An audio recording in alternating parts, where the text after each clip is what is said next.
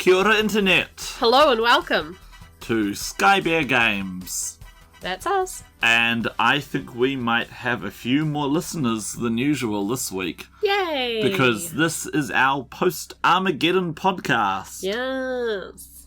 So... We did it. We did it. It felt like we were working towards it for months and months, but we ran a stall at Armageddon. We ran, 15 games of Dungeons and Dragons? You ran 15 I ran games. 15 games of Dungeons and Dragons. Yeah. Over the course of the weekend, telling a massive, multi-part story with multiple sides, branching decision points. I feel like it's one of the most ambitious learn-to-play Dungeons and Dragons events I've ever heard of. It was truly epic. We had lots of people come. We had lots of people take part in the bronze versus silver debate. I feel like my proudest moments were when people walking by our stall without our being involved at all started having in-depth political arguments about the merits of bronze versus silver. You know, That's something. we got just under 2,000 votes. Yeah. Now, some of those What you were can't repeat. hear right now is the sound of my eyebrows going up, everyone. That's And kind his of amazing. jaw dropping. And my jaw dropping. Yeah. That's incredible. Sometimes people would return from Yeah. day to day, and I would count their votes as separate votes. But Even so, yeah, that's even so, amazing. yeah, That's a huge amount of people. yeah, it was really cool. And it was something that people really felt passionately about. We had people running around really loyally for the bronze and for the silver. We had people who returned from day to day to check on how the event was going and to take part in the storyline. Yeah, it was really something. Yeah. It's kind of awe-inspiring in a way. It's humbling. On the other side of things, we didn't sell as much as we wanted to, but we're going to go into that in the patron-only podcast. So subscribe to Patreon if you want to hear about that, where we'll be brutally honest in our reflections of our As opposed ambitions. to our upbeat and optimistic take now. Yeah. But one positive thing that I really enjoyed out of the weekend, besides the Siege of Medilano, was I really enjoyed... Spending more time with Julia? Yeah, I really Yeah. enjoyed spending time with Julia, our publisher, Cheeky Parrot Games. She publishes board games. New Zealand family board games. Yeah, so many people came up to her to playtest her new game coming up soon, Glimstone Grab. It was really fun. I can't wait to get my own I feel copy. like I want to play it more before I sort of give a ultimate review, but yeah, it was good. It was interesting. I want to try it again. I want to play again. Can't wait to get my own copy. Okay. So, if you watched our stream, then you will know by now that at the end of the Siege of Medilano, the Bronze Dragons successfully captured the city and incorporated it into their ever-expanding empire. And so now we're going to break down our retrospective of what went down, go through some of the events, some of the highlights, and what the consequences are for the world. Alrighty. So, do you want to start all the way back at day one? Like, what was sort of... Or how about even further back than day one? What were your design paradigms going into the weekend? Well, when I first came up with the idea for this, I had a few ideas. Firstly, I wanted to highlight some of the moral complexity that I think is essential to Dragons of Tyrannia. Absolutely. By having this... we had people who said, this is a really tough choice. Bronze versus silver, this individualism versus collectivism. Some people found it really tricky to decide who was right. And that was something that I wanted to bring out. I also wanted to emphasize how people's choices matter. Many Dungeons & Dragons games, particularly introductory ones, don't have much in the way of complicated choices. It's do you turn left or right in a dungeon? And so we wanted to have something a little bit meatier here. And the idea that your choices had consequences both inside the event, but also longer term. Now, this story, the Siege of Medilano, I've had in the back of my head for a while. I've had ideas for a number of different campaigns and stories throughout the world, and as the opportunity arises, I find different ways to do them. Originally, this was going to be a game where we figured out how to use the Fate Core system, which is a really fun generic system, if you haven't heard of it before. Oh, really? That you can find for free. And it was going to be for a single player. Oh, Claire. right, this one. Right. Yeah. And it was going to have a scripted outcome in it, more or less, because it was going to be more about what was going on while the siege was happening, rather than actually influencing its outcome. But I always had, from the beginning, the basic setup with the stalemate between the two powers, and then the zombie army showing up, the silver dragons having to appeal to the humanists, and having to struggle a little bit with their idealism versus their sort of let them eat cake attitude. And as it wound up happening, this one, like actually many of the other stories that we've had in mind for Tyrannia, wound up evolving and changing shape in the telling until it turned into this dual faction multi-part epic. Run by one man. One man alone. Dear oh dear. And so, well, let's get into it on a day-by-day basis then. Please. Yeah. So day one was the introduction. That was Friday night. And that was when we had the army of Unhallowed, which are our cross between zombies and orcs, trying to take orcs. You know, there's been a lot of argument lately, you may know, about whether the portrayal of orcs is racist, and so I wanted to take orcs back to their original Tolkien and pre-Tolkien roots, where they are walking corpses inhabited by demons. And the Italian roots, right? Yeah, in the Italian roots, the word orc and the word ogre are kind of interchangeable, so it's just this sort of monstrous thing, and so we characterise them as... Because the word orc comes from Orcus, which is the old Roman god of the underworld. Oh, I didn't know that. Which is where Orcus in D&D comes from. I did not know that. That's the first time I've actually learned Well, that there you connection. go. It's bonus history nerdage. There's always some available from me. Anyway, so yeah, we had the army of undead show up, and each side got the choice of whether they would destroy this abomination immediately before it could spread. Because in the history of our world, the zombie apocalypse like this is what wound up wiping out the Gold Dragon Empire 1,000 years ago. Whether they would destroy them immediately or whether they would use them against their enemies. And if both sides said that they were going to try and use them against their enemies, then day two would have been a very different day with zombies running around the siege as well, and just a whole big mess. Right, but as it was, you only had the one game. Yeah, right? we only had the one game, which, as it turned out, was with an ex-student of mine. So that was cool. It was one of the cool ones. Cool. I mean, yeah, day one, just if you don't know what Armageddon is like, day one is just Friday night. It's just 6 p.m. to 9 p.m. and people are really just getting a feel for the expo. Yeah, so I'm sort of not a surprised. lot of people are just there for sort of like early access. I'm not surprised that you only had the one game. And it's only 3 hours, so for some people I think it's the only time that they'd be there. So yeah, we only had the one game, and it was with the Silver Dragons, and confronted with the choice to either destroy the undead on their own, or to try and direct the undead against their enemies, the Silver Dragons immediately took a third option. This is not the last time this happens. And they chose to send an embassy to the Bronze Dragons and negotiate a mutual destruction of the Unhallowed. Wow, how mature of them. How mature, how politic, how foreshadowing the ultimate results, really. And so the Bronze and Silver Dragons worked together. They had a big fight scene. They destroyed a undead Silver Dragon that was part of the enemy forces with the help of their Bronze Dragon ally. And then once the battle was over, and the Bronze Dragons had taken pretty heavy casualties, actually, that wound up being the meat shield for the main fight, our Silver Dragon player turned to him and said, "Now I'm the leader of the Bronze Dragons, and you all have to serve me." Isn't it lovely when your players hand you a cause for a war right there on a platter? Right. How different would the bronze scenario have been? It would have been pretty similar. Okay. And so for a lot of the scenarios, people only got to try one side or the other. But because it was complicated enough as it was, I tried to keep as much as possible having the same adventure on both sides with just minor tweaks. Right. So the bronze scenario would have had the same setup where a patrol had gone missing. The players go to investigate. They find a village with one survivor only. They find the army, and then they have to report back to their generals and decide what to do about it.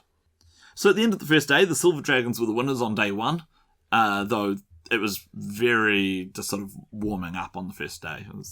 And the Silver Dragons were responsible for making the alliance that took out all of the Unhallowed. Which then led us into day 2. And Saturday was a busy, busy day. Yeah, you ran so many games. Well, you did so much shilling as well. I think we didn't quite anticipate what a marathon we were doing. And so we just really poured our hearts and souls into Saturdays. Both losing our voices. Yeah, we were pretty much losing our voices on the hour, every hour. Yeah. Well, I mean, I'll talk about my advertising stuff more in the Patreon episode, but we had lots of people. This is the busiest day of the convention, so it was very busy. We went hard. We had 6 games, and one of them was at the end of the day when I realised we weren't going to have time for a 7th, and so I let that final game go to epic length, which was a lot of fun. Turned out to be one of the best sessions that we ran. Nice. What happened here was both sides were challenged with pragmatism versus idealism and how they wanted to carry out the siege. Because being lawful good is one thing, but the actual operations of handling a siege is something completely different. And the Bronze Dragons, with one exception, all agreed to fight very honourably, to not target civilians, to try and win the hearts and minds of the population by doing this very lawful good siege. And the Silver Dragons, again with one exception, decided to rip up public buildings, and one group even decided not to finish evacuating the areas that were under attack. There was one old woman left, and they said, she'll get out on her own when she sees what's going on. We don't have time to waste here. What? So that was a thing that happened. I'm actually glad the bronzes won now. What the hell, Silver? But we also had one group who got into wonderful descriptions of what their homes were like at the beginning, and they described them in loving detail. And then when they got given the choice of destroying public buildings or their own ones, it hurt them inside as they made the sacrifices, and they cut down their own groves of trees and their gardens, and they destroyed their own palaces. And that group was good. That was the good Silvers right there. Yeah, I really liked that. Actually, I really liked a lot of the groups that we had. There was a lot of really good games. But overall, the decision that the Silver Dragons made was that they would destroy public buildings, churches, town halls, the Grand Opera House, to get the raw materials that they needed to be able to do the attack. So they chose the let them eat cake decision. Pretty much. No one decided to destroy the princess's palace in the They middle of the decided city. to ruin public assets. Yep. Like the utter neo-libs that they are. However, when it came time to fighting off the siege, there were a lot of really heroic games. The Silver Dragons got presented with a suicide mission, and one brave warlock on their own, Captain Alabaster, single-handedly went down and destroyed the siege engine. Another group decided to make a bomb and to destroy the bridge that was an approach to the city, and it suddenly, all my mooks had been rolling horrifically the whole day, became pinpoint accurate archers, and it turned into something out of Saving Private Ryan. It was glorious. It was the most dramatic thing ever. That brings me to a question, actually, though, Yeah. I have. How did you, a GM who really likes roleplay, manage to do a war scenario? So one of the things I made sure to do when I was making the adventures was to have a balance between role-playing scenarios and combat encounters, and to make sure that there was some sort of choice that the players could make that would have an impact. Because, frankly, combat's not that exciting. No.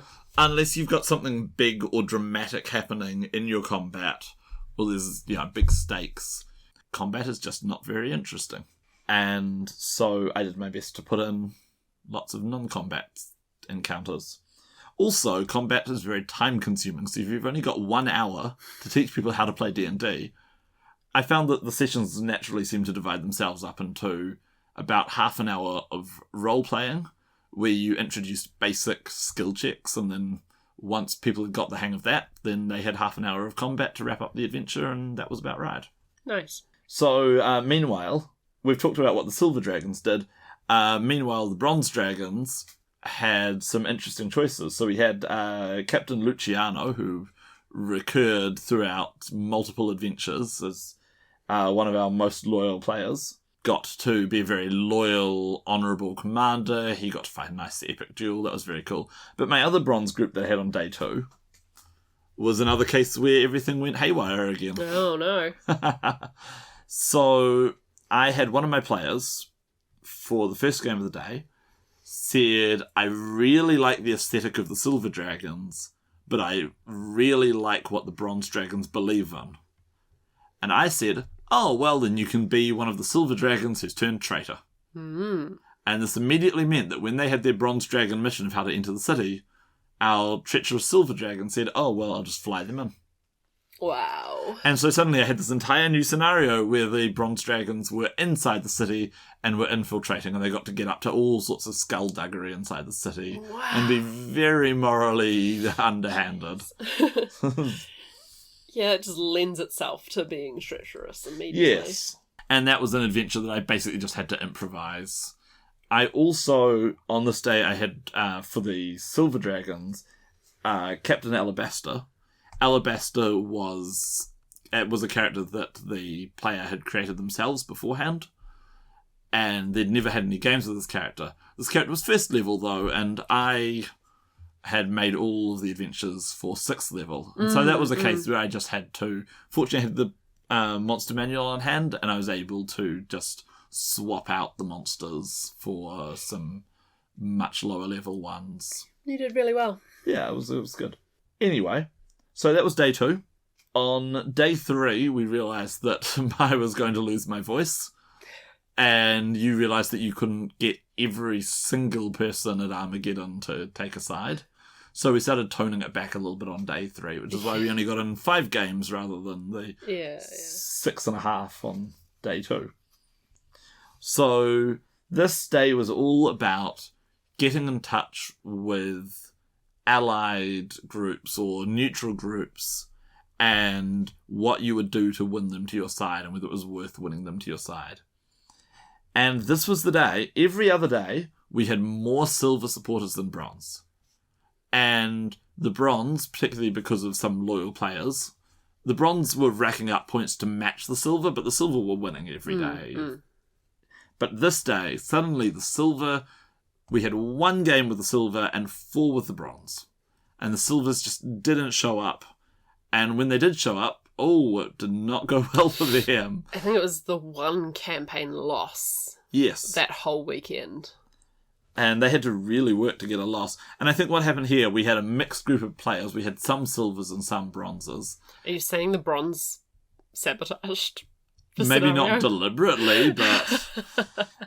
so they had a mission where they had to hunt down the humanists who were traitors inside the city. And they turned out to be more of a sort of intellectual, political group who were looking for political concessions from the dragons and had some actual legitimate complaints. And the players did some searching and some spycraft to find this group. And then one of the players infiltrated the group, listened to all of their political points, and decided that she agreed with them completely. Right. Meanwhile, the rest of the players decided that they were traitors who should be arrested and sent in the cops to lock the lot of them up. Damn. And so that was a really hard game to resolve because they could not come to a decision as a group. And rather than force them, I decided to let them have their different viewpoints. Because otherwise the person who really liked what they were saying wouldn't have gotten anything. Yeah. This also meant that I wound up throwing out the entire second half of the adventure. Oh. Because it was all based on the idea that the players would be the ones who go to arrest the humanists rather than getting other people to do it for them. Right. And so the humanists had prepared this little sort of anti-dragon dungeon underneath their warehouse, that I had no reason to use. Aww. So that was a shame. But also the investigation and the tracking down the humanists took so much more time than I was expecting for that adventure. So that was them. Meanwhile, the Bronze Dragons got to go meet the goblins. And oh boy, I had so much fun being the goblins. And they all had horrible screechy voices like this. And rather than being little green people, they were all gross animal hybrid people. And they lived in a town of fertilizer and were unmitigated capitalists. And I really enjoyed the goblins. So I really enjoyed setting up these sorts of racial stereotypes about goblins and then letting the players have a look behind the screen and maybe sort of see how the prejudices against the goblins had shaped how they acted now. And yeah, it was a little bit gross. There was a lot of scatological humour in this one. And the Bronze Dragons had the choice of murdering the leader of the goblins and starting a coup to put their own candidate in charge, or doing a quest for the goblin leader. And all of them agreed to hand over the traitor to the goblin leader, Boss Snail. So that was interesting. One group actually really toyed with the idea, and they went and spied on Boss Snail, and they took as long as they could to make up their mind about what they were going to do. But in the end, every group actually came down very strongly in favour of the goblins. Some players really identified with them. And yeah, the goblins were something I wasn't quite sure if they'd work, but seeing they worked so well. They were a favourite for a few players. I think for definitely. A lot of people at the convention, the goblins were one of the things that stuck with them as just being something a little bit unique, a little bit fairy tale. It was just, yeah, a little bit special. And I love all the beautiful romantic art that our artist has done. And I'm really looking forward to setting her the challenge of doing these disgusting but kind of cute little goblins. I really want to see what she's going to do with them. So that was day 3. And it was a solid bronze victory. And it was huge. Like by massive, at least another 50% on top of the silvers. And this was the day that won the whole thing for the bronze. Mm-hmm. Really. When we added up all of the votes, even though silver won all the other days, the margin of victory on day 3 was so overwhelming for the bronze. Yeah, they were. The total at the end of the weekend was they had beat the silvers by about 100 points. It's not that much by the grand scheme of things, but it all came from day 3. And on day 4, I wound up rewriting the entire adventure on the fly. So on day 4, because of what had happened, we were in the final negotiations.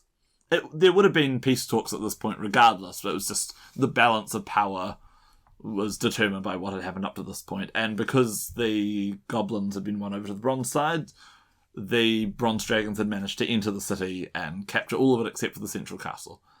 But yes, the Silver Dragons and the Bronze Dragons were negotiating peace terms when the armies of the Red Dragons appeared, and they were supposed to send their own ambassador to the peace talks at this point.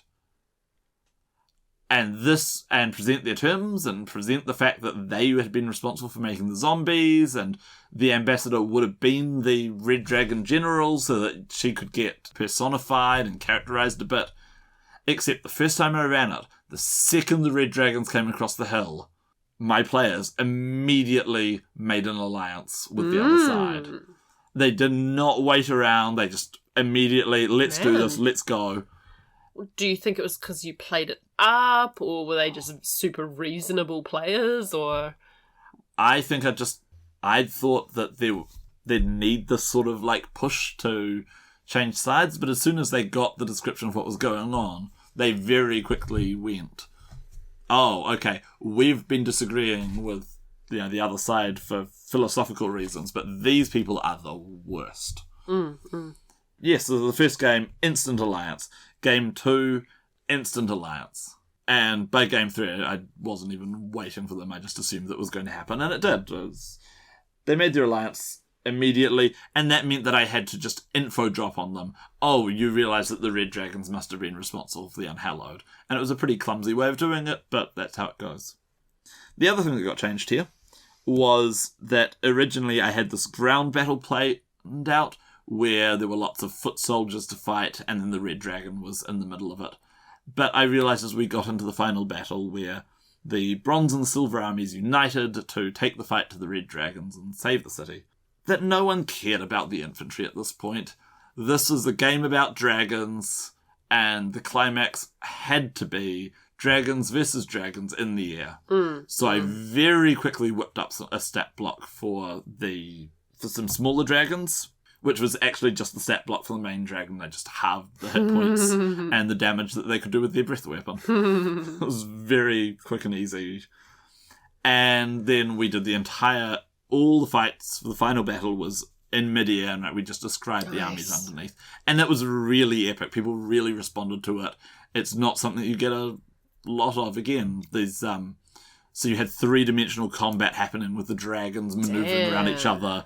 You had the human characters were riding on the backs of the dragons and leaping from dragon to dragon to try and attack the other dragons up close, falling through the air and having to be rescued by their dragon companions. It was all very dramatic stuff, and the players really responded to it.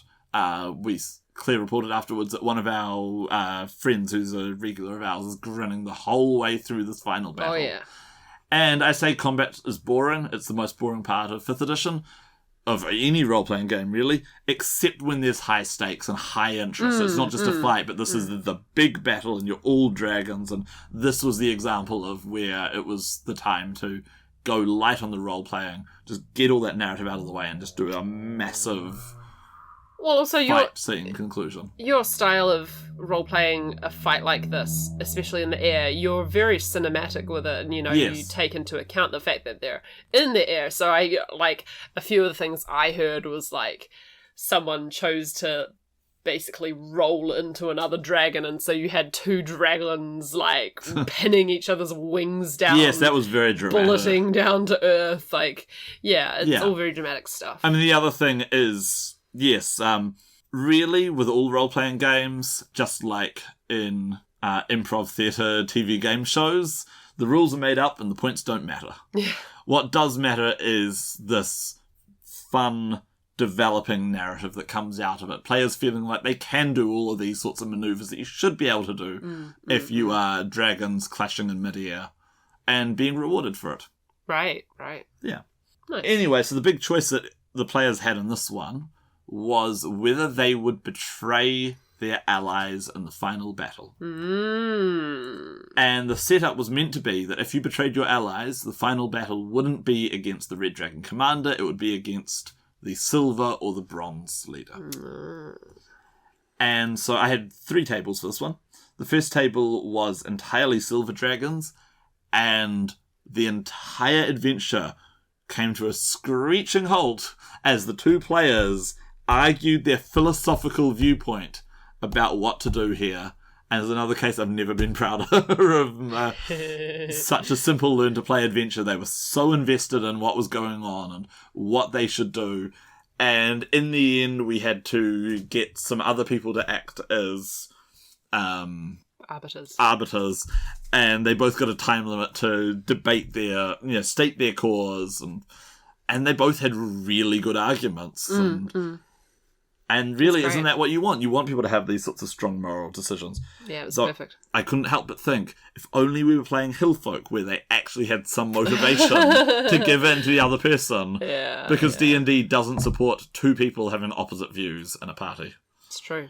But in the end, they compromised and decided to be loyal. So the way it worked was, if you decided to be a traitor to the opposite side, and the other side decided to be loyal, then your side received a multiplier at the end of 1.5 for the day to determine who the overall winner was. If both sides decided to be traitors, though, then the infighting meant that the alliance between the bronze and the silvers would collapse, and the reds would win. And just about everybody who decided to be loyal because they decided that risk wasn't worth the reward. That they would rather see the other side win than risk losing everything to the red dragons. The next group was really interesting because they had a 50-50 bronze and silver table. And I realised, after playing it the first time, I realised that I could actually do the entire adventure with a split table. Ah. And so at the beginning, when they were doing their peace negotiations with the other side, I had the players come up with their arguments for what the silvers wanted to keep, what the bronzes wanted to demand from them, and they got to present these arguments very quickly. And then once they'd done this, rather than having them actually negotiate, we cut it off and got on with the storyline there. But it meant that there was this real tension as they secretly made their choice and passed it to me, and they looked at each other and they went, "Oh, what are you thinking? If you thought this, then we have made the wrong choice here." But, oh, wow. But they all decided to be loyal, and then they had a great time teaming up and saving the day, and that was great. And then the last group was all bronze dragons, and they decided to betray the silvers. They didn't actually want to murder the silver leader, but they decided that they just wanted to basically rig the battle plans to put the silvers on the front line, make them take heavy casualties, and then take control of the city afterwards. So I decided we'd still count it as a treacherous vote, but they were the only table that unanimously decided to be treacherous, and as a result of that choice, the silvers won the day on points, but that choice meant that the bronze were the overall winners of day 4. Wow. Also, this group was more experienced players, so they got to have a really nasty final battle. Because the rest of the time, I rigged the battle so that they were quite low-powered. They were easy for the players to get through. But no, they got to actually have a really tough final battle, and they barely scraped through. Cool. In the end, I didn't kill a single PC all weekend. And I think that's the way it should be for D&D, right? Yeah. There were definitely times where people accepted that their characters were going to die. There were several suicide plays that got made. There were several times where people decided it was time to sell their character's life dearly. But every time they managed to get out of it at the last minute. And I think for Dungeons & Dragons, a heroic game, I think that's the right decision. The year before that, I did Call of Cthulhu, where I tried as hard as I could to kill as many characters as possible. And I think that was the right decision for that game. No, people really responded to that sort of near-death, certain death, and then suddenly dragons swoop out of nowhere and save them. And so that was the Siege of Medilano. And so the final conclusions. So this is really going to just be of interest to people who are following the world in detail. So Medilano has become a vassal state of the Bronze Dragons. The Principessa Cloelia, I don't have her full name written down here. People who played remember she had a ridiculously huge name because she's a dragon. The princess gets to stay in charge, but Prefect Luciano, becomes her military advisor and the sort of power behind the throne ruler. The Silver Paladins, who got built up as the elite force of the Silver Dragons all weekend, are no more. They were mostly killed during the fighting, and the last couple of them have disbanded. What's actually going to happen to them long term? That sounds like a really great premise for another campaign or another adventure in the future, so we'll leave that one open. The Bronze Dragons have installed a military garrison, and they are bringing in engineers and relief supplies, and they're rebuilding the opera house that got ripped apart, and they're also donating lots of supplies to the goblins. I think in that case, rather than doing things for the goblins, they're more just rocking up with a bunch of material and engineers and saying, "What do you want? You call the shots." Sweet. And some of the goblins are going to enlist in the Bronze Army, which is another, I'm interested to know what's going to happen to these goblins. Because on the one hand, this is the place where they might actually get a fair shake at whatever they want. If they can be disciplined and follow the rules and stuff, they can do just as well as anybody else can. But can goblins who are used to not being disciplined thrive in that environment? We'll find out. The humanists get nothing. My original idea for what I'd wanted to have happen here was actually that the Silvers would give the humanists big concessions. So that never happened, but never mind.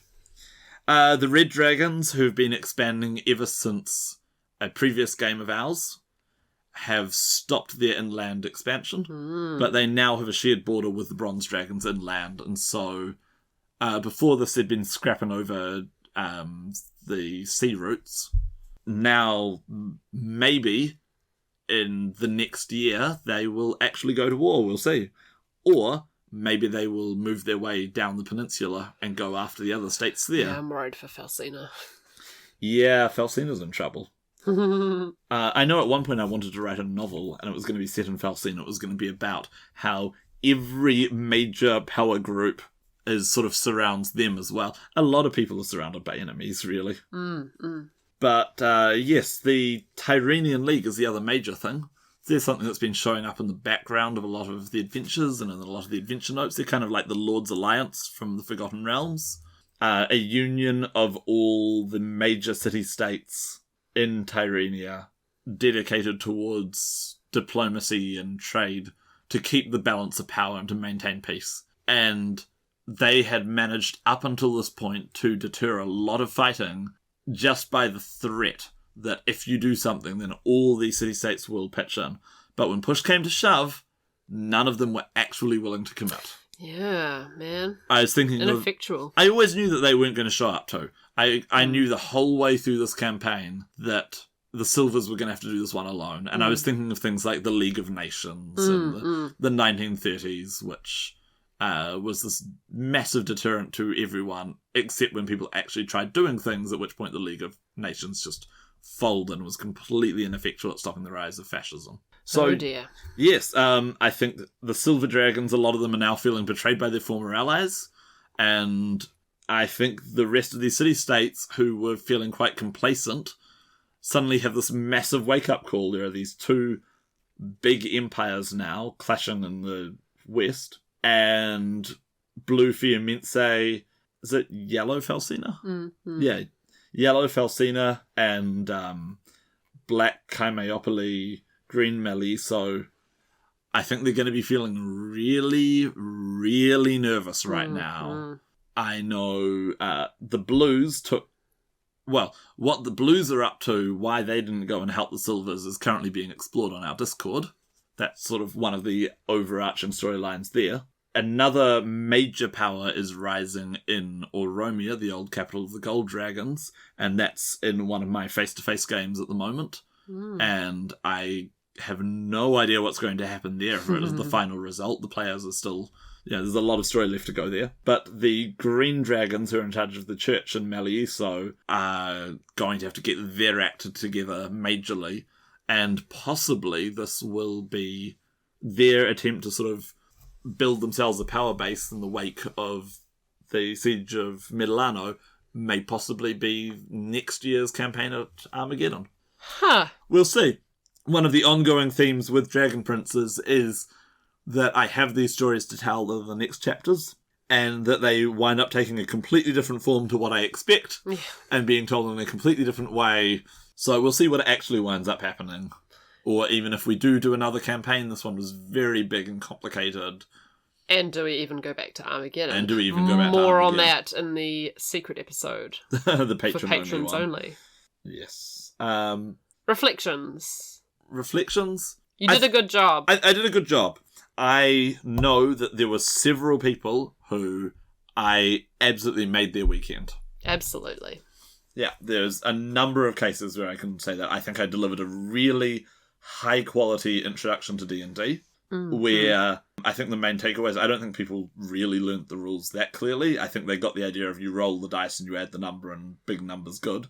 Which, really, when you get down to it, what do you need? That's what you need. But I think people really responded to this big, epic storyline with moral complexity. Not that much moral complexity, really. More than you'd normally get. But more than you'd normally get. Every time that I told people that their choices and the consequences of their actions would have a permanent effect on the game world, that really impressed people. Yeah. So those sorts of very real stakes. So, yes, I think it was a good exposure for what we've been working on. I think Things you'd change. Things you'd change, improve. Things that change? Oh, I think I am too ambitious. I think I might, even though it was, realistically, it was a big success. Yeah. I personally couldn't process enough people to make it really be worthwhile. I couldn't reach a big enough audience. getting people involved with just the bronze versus silver was pretty facile, and it required a lot of explanation. We'll get into that People later. who participated in the game really got to engage in the story and became very dedicated, but I could only process so many people. Of And course. I had some of my personal friends who came up and were unable to get games in with me because I was just too busy. And that's a shame. I don't know how you get around that, though. Like, No. what sort of environment is there where you can get around that? I don't know. I know that there were other... Chaosium was also doing games, and they had far more tables. On the other hand, they are an international company that's been around for over 40 years, whereas I am me. And Yeah. you. Well, Us. I think you did really well. And, Yeah. Overall, I think I did really well. I think it was very complicated. Like I said, Chaosium was also there doing Learn to Play games. Having run games for them last year, I know this was much more complicated than what they were trying to do. Yeah. Having taken part in a D&D epic at a convention in New Zealand before, I was basically trying to do a light version of a D&D epic as a Learn to Play game single-handedly. It's a ridiculously ambitious goal, and I think I basically succeeded. I think you did. Yeah. And I'm quite proud of what I did, really. to me, the only thing is I would like to see this put together as something that someone could do as a campaign for their players. Yeah. I think the format... You'd change the you'd format, have to change definitely. it around massively. But it would you very much could just reuse the material you've got and just structure it slightly differently for a more traditional campaign. Yes. And in fact, that's something that we've sort of been talking about, is what happens next with Dragon Princes. We've got all sorts of questions about how we're going to format it. I think we what need to... form it will take. We have a huge list of products that we've got either planned or that we could adapt, campaigns that we've written, adventures to do. I think we can and should do all of this, but it will just take time. It really depends on the level of popularity from here. It's guaranteed that from here, the next step is that after a pause, I want to take some time off, and part of that time off I want to take to complete the... I've lost count again. 4, 5 games that we've got going at the moment. Something obscene like that. Yeah. But once we've gotten those under control a bit more and maybe wrapped some of them up, I need to get back to writing the main book. We need to decide whether it's going to be a single main hardback book or whether it's going to be multiple shorter books. I think multiple shorter books. We'll see. But yes, I need to get back to the main book so that we can have the Kickstarter for next year. Yeah. And possibly do an announcement about what some of the supplements will be. Yeah. Yes. I think it would be pretty good. Oh, the other thing that was very interesting this weekend is we got to playtest some of our new rules. Yeah. The big one, of course, was that some people got to be dragons.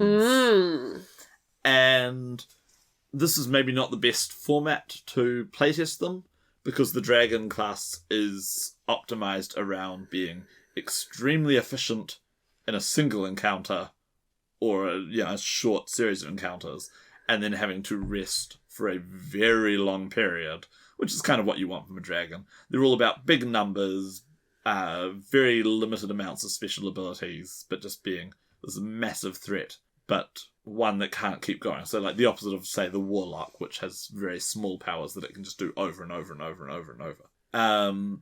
Some of the more experienced players, when they looked at the numbers, thought if anything the dragon might possibly be a little bit weak.